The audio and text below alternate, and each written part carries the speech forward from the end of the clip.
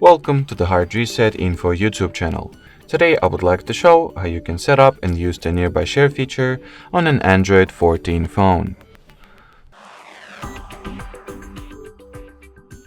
So firstly, I highly recommend that you enable Wi-Fi and Bluetooth.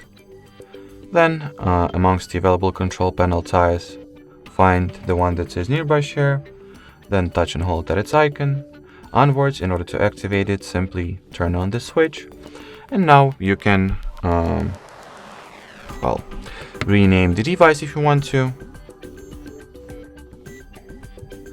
You can manage and control your device visibility and choose what preferred network type will be used for the file transfer.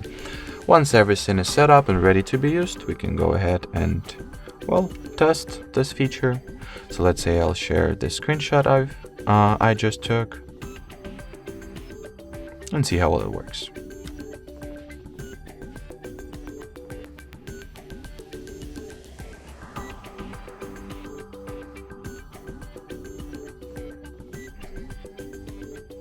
So as you can see, the picture or the screenshot was sent and received no problem. So that will be it for this video. Thanks for watching and bye bye.